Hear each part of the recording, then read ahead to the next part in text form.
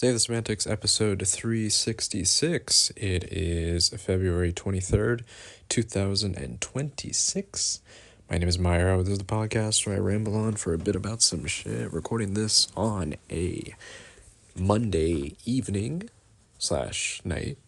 It has been a while since I've recorded, over a week or so. I think this is the first time that I've recorded since I've moved. So that's pretty big, at least for myself. It's been quite the whirlwind, quite the blizzard of things going on. Adjusting to moving to a new place and everything like that, adjusting to just my general surroundings and how I want to kind of maneuver through different spaces, how, what does my commute look like and all that kind of stuff. So it's been a lot, and I've been sort of like thinking about, just trying to manage my schedule and trying to figure out, what I want to kind of prioritize and that kind of thing.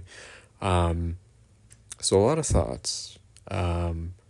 I do think the main thing for me has just been to get here, really, as the obvious sort of first step. Get here, get settled in some way, shape, or form, and then afterwards kind of try to piece some other things together if there's like a separate venture that I want to seek out outside of kind of my daily routine with work. How do I factor that into kind of my schedule? There's a lot to kind of consider, but anyways, I've been here for a little over a week now, and it still feels surreal. It's funny that I said that, I'll believe it when I get here, but I still kind of don't. I still am kind of, I went to, so today and yesterday was just all day snowing, just blizzard, just a full-on snowstorm. And I bunkered in yesterday due to kind of the sort of the warning notice that was put out. And today I mostly stayed in for to just working from home. And I went to Central Park. It's so wild to even say that, but I went to Central Park and it was just this winter, just crazy views of just the whole park is just covered in snow. And I've never seen anything like that coming from where grew up in California. So to be in that type of environment was very it was like, whoa. And it's just trippy to seeing people kind of sled down the hills and, just like jumping into the snow and all that kind of stuff. So it's wild. It's a wild kind of, it's a pretty interesting time in my life right now. But everything's been good, Obviously some hiccups here and there in terms of just getting used to things, but the weather has, of course that's something to get accustomed to, absolutely, but outside of that, I feel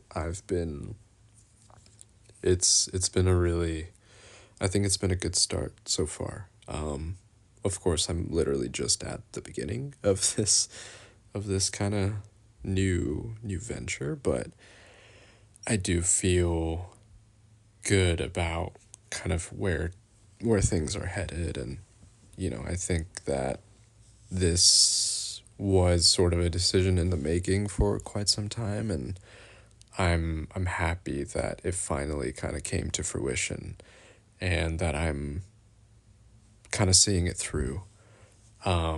and I'm excited to kind of see next what the next steps look like, and what kind of the next, um, yeah, what's kind of around the corner and stuff, you know. I was I was walking. This was, I think this was this weekend. So I kind of, I think my plan is to sort of like check out different neighborhoods and different boroughs when I can, because right now I'm on a temporary lease. I'm on a sublease, so it doesn't encompass a full year. So once this sublease ends, I'll have to find, kind of like a more permanent rental. So I've been kind of canvassing, or, my plan is to like canvas and look through different neighborhoods and check out kind of the surroundings and stuff like that. And on Saturday, I went to this one kind of part neighborhood called Long Island City, which is kind of like a developing, kind of a newer sort of developing part of New York, part of Queens, that I think my understanding it was there was like, there's some like industrial aspects to it in the past, and now there's like high rises and stuff being built. But even just kind of seeing that little pocket, or just like little pockets of neighborhoods in that section of the city, was like, it kind of was like, it wasn't anything crazy, but it was kind of a reminder that there is so much outside of just kind of the typical kind of vision of what New York entails, or what this city kind of looks like. You know what I mean? I think that when people think of New York, there's like one vision that they have of it. And it's never like that. It entirely depends on your personal account, your personal experience of living somewhere. And this applies to just like anywhere, right? You know, you might have this preconceived notion of what somewhere looks like, what somewhere operates like. Some media information, whatever. Maybe you saw something that gave you this, you know, gave you kind of the impression that somewhere is maybe more dangerous or whatever, you know what I mean?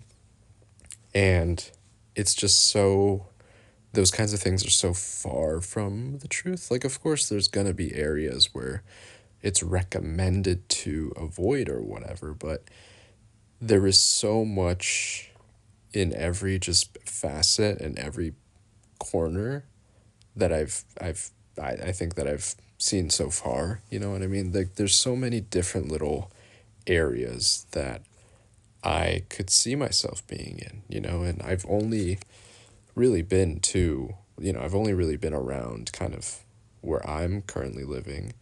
And just, this past weekend where I went to Long Island City just for like a quick little stop to kind of see what was around there.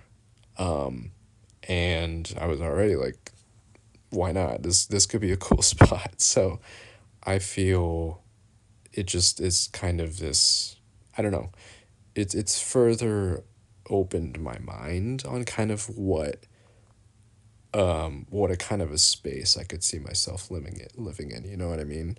Where I don't feel I have to limit myself to simply what the quote unquote vision, or what quote unquote the ideal living situation is for myself. Of course, taking into account budgetary constraints and all that kind of stuff, absolutely, right? But even with those constraints, I feel like there's gonna be spaces out there that I think I could be a part of in a way. So I don't know. It's really it's a very, I don't know what, I don't know if there's not really a point in anything like that. I think it's just more this like further confirmation, further sort of evidence for myself that one, this was the right decision for myself, and two, I feel there is something out there for me. I think there is like something that will work for me in the potential long term. You know what I mean? Or maybe even short term. Like who knows? But I feel there is whatever space of the city I end up being a part of. I do think that I will make it work. I'm currently making this my current situation work, which isn't like it's not my long term vision, but it's something that I do. I think it's enough. I have enough to work with, being in a pretty small apartment, kind of single bedroom in this situation right now.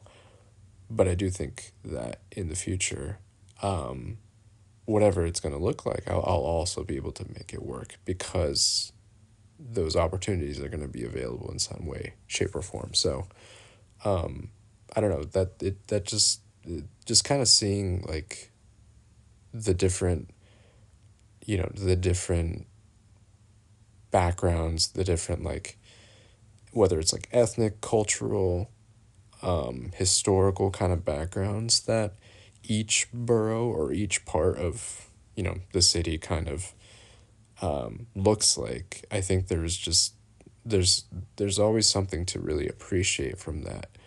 And I don't know, I think there's definitely something that I will be able to work with in some way, shape, or form, if that makes any sense. Whatever, I think just seeing a little bit of the city has been like, oh, okay, like this looks so vastly different. Not vastly, but it looks pretty different from what where I'm currently staying, right? It looks different from the heart of Manhattan. Like, not everywhere is going to look like that. Of course, that is like the predominant portrayal of what New York is and everything. Although I think like maybe somewhere like Brooklyn is probably a little bit more. There's probably a little bit more of that right now in terms of media portrayal, in terms of popularity. But I do feel that there is not a single vision of one place, and I think that there is places for you that can work for you. It's not just limited to the quote unquote big city, kind of vibe, right? So that's that's kind of, I guess that's a mess of words to explain to try to explain where my head's at. So I've been in and out of like watching basketball here and there. We are currently in sort of the post All-Star break, part of the season. So things are, I would say, ramping up in terms of relevance and importance, and in terms of the, the significance of games going down the stretch. But obviously coinciding with yeah, my move and just getting accustomed to everything. I haven't been able to watch like a ton, but I have caught parts of games. Let's talk a little bit about the Warriors. So I wasn't able to watch their last game against or at least I wasn't able to watch a good most of the game with the Nuggets, where like Al Horford and and like Potts and Moody and stuff sort of carried that team to victory. But there is kind of there's this interesting kind of thing going on where not having any of their main players, no Curry, no Jimmy, obviously, Porzingis, he's gonna be in and out of the lineup, and then no Draymond. Their sort of top four players being out. This collection of this kind of like ragtag group of players of both old vets and younger, kind of younger players, just this mishmash of players that kind of have come together to pull off some nice victories here and there. I think the Memphis one definitely comes to mind as like the most like is like, this is like a fun win. We can kind of, sort of look the other way with the Boston game. That's fine. But this most recent game with Denver, I thought it was just really impressive what they were able to do. The Nuggets are kind of a weird, they're kind of in a weird spot right now, especially with like Gordon out, and they started to get back players, and Jokic has come back, but especially like on the defensive end, like there were some lapses where I'm like, they could have like, they really could have covered some of, like, especially like pods, like you cannot let pods go off, you know what I mean? And I think that was kind of like it was just like, they're good and they'll probably pick it back up, but there's definitely some flaws right now with that Denver team. I mean, I kind of picked I picked them to win the championship this year, because of their off-season acquisitions, but it hasn't really worked out super well. A lot of it due to the inconsistencies in the lineups and with the injuries and everything. I think that is fair, but there is a big question mark, especially with Aaron Gordon not being a part of the lineup, and who knows what his timetable looks like for his return. But yeah, there's some, no team is infallible. I think, especially right now. I think even OKC, like Shea is out, J Dub is out. They won I think they won yesterday against Cleveland, but there's a lot of, there's injury luck, right? I think their long postseason run last year, I think, has caught up in a sense, right?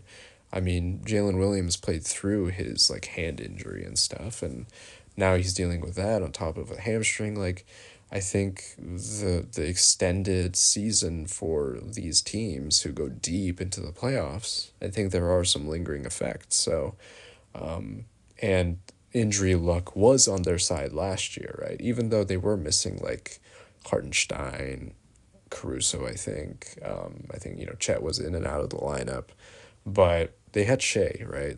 Like, they had their best player with them throughout the season. So I think that kind of, now that he's sort of been in and out, like, there, every team goes through these things with injuries. That's almost an unfortunate inevitability, and I think that that just sort of was maybe what caught up to them. They went on the crazy like 20 something game winning streak at the beginning of the season where they were undefeated for a month plus, and then, or maybe like a couple months, and then obviously things, obviously they started to kind of falter. They lost a good chunk of times to San Antonio, and there's some cracks in that sort of, there's some cracks in the walls. But I think that they're still an incredibly good team, but again, they're not infallible. And I think there almost isn't the same, they don't have the same level of I guess this sense that they are the best team in the league. I do think they are the best team in the league. I guess there isn't this like almost overwhelming sense like, oh, this is gonna be like one of the, championship, they're gonna just kind of steamroll their way into the championship. It's like, no, that's not, I don't think that's gonna happen, right? I think a lot of it's gonna be matchup dependent, and if you just look across the board with both conferences, like, no team really, I'm like, this is pretty open, right? Even last year, like, there were two clear best teams in both conferences, in the Thunder and the Cavs, and I think myself included there was an expectation that those two teams were going to meet each other in the finals. Obviously, the Cavs had their own set of injuries, but they also choked against the Pacers. Thunder kind of eked their way against the Pacers, and all that. But there, during the regular season at least, like there was like, okay, there's clearly like two teams that stand above the rest, and this year it's not the case at all. OKC has a marginal kind of game break against San Antonio, and Detroit probably has a bit more of a sizable lead against San Antonio right now, or excuse me, sizable lead against Boston and the rest of the Eastern Conference, but I I don't think anybody's really putting them as the championship favorites just because of their lack of experience. The fact that last year was kind of their first taste of the playoffs in the first round. So I think right now there's really not like this super clear, oh, this team is gonna win for sure, right? We're almost kind of back to that sense of this concept of the parity era where there has been a different championship for like the last 7-8 seasons, right? And it's not guaranteed that like OKC is going to repeat, like some people thought. And a lot of it has to do with just the luck and the just the availability of players. So I think that's going to be it's going to be very interesting going into the postseason. Really nothing is set in stone. Western Conference is not that much of a bloodbath as it was.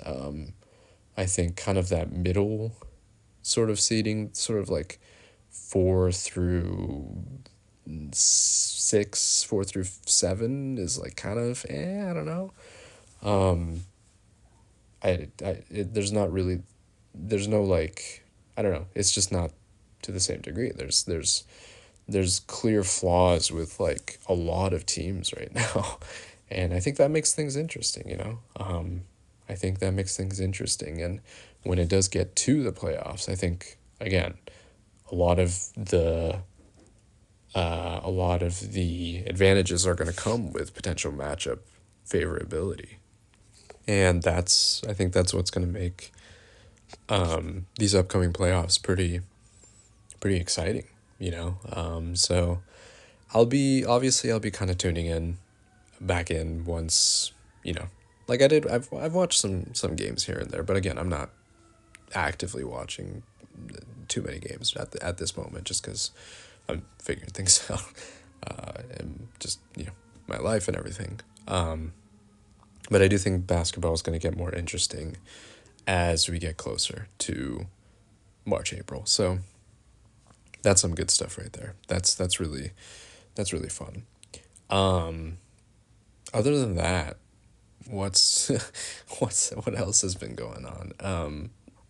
I mean, this whole thing has really been front and center of my mind, so I haven't really thought about too much else. But yeah, some basketball here and there. Like I do want to give myself that, you know what I mean? I do want to, I want to be able to kind of like relax, watch some basketball in the background here, and not, and not be overtaken by just, I don't know, not to be too, I don't know, just allow myself to relax. But yeah, it was today was a good day. Today was a good day. Tomorrow I'm very curious what the snow situation's gonna look like. I bet it's gonna be kind of a mess because you're gonna have the snow melt and just the slush of that. So that's not something that I'm not necessarily looking forward to that, but I'll deal with it, That's like the least of my concern. It's really not going to be too bad, but yeah, I was like jumping over some puddles, things that already have, kind of melted and that kind of thing. So, and then just kind of dodging in and out of, snow bunkers and snow hills and stuff like that. It's going to be fascinating. And apparently it's going to snow later this weekend too, so just got to brace for that. Anyways, that's going to do it for this episode. Just wanted to kind of hop on and do a quick little catch up since it has been a while since I've recorded. So, but thanks for listening. As always, this has been Save the Semantics. Signing off.